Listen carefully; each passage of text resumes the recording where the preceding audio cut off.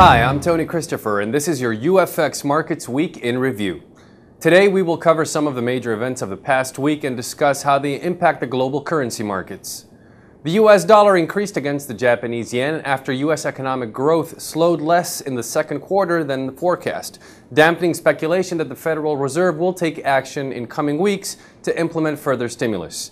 A government report indicated that U.S. economic growth declined in the second quarter, and the Federal Reserve prepared to meet next week. The ECB and the Bank of England will also meet next week. Japan's consumer prices declined unexpectedly, and retail sales were lower than forecasted by analysts, adding to evidence that the economy's expansion is faltering as gains in the Japanese yen and austerity measures in Europe impacted exports.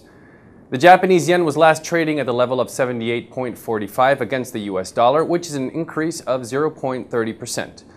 The euro showed its biggest weekly increase against the US dollar since February as European Central Bank officials and national leaders pledged to support the euro on surging sovereign bond yields and concerned that the financial crisis in the region is getting worse. The euro was last trading at the level of 1.2321 against the US dollar, which is an increase of 0.32%.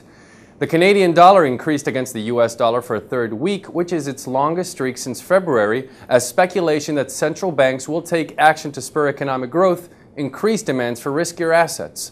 The currency made gains after the European Central Bank President Mario Draghi, German Chancellor Angela Merkel, and the French President François Hollande said they would do whatever is required to protect the euro. A report coming out on July 31st is projected to indicate that the Canadian economy grew 2.6% in May from a year previously.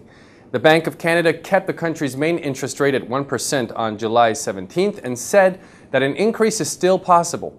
The Canadian dollar was trading last Friday at the level of 1.0030 against the US dollar, which is a decrease of minus 0.67%.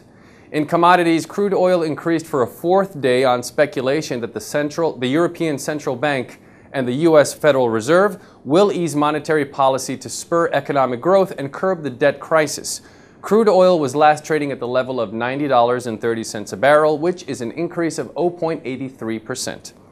Gold futures increased to a 5-week high on speculation that the central banks in the U.S. and Europe will add to stimulus programs in an effort to spur the economy.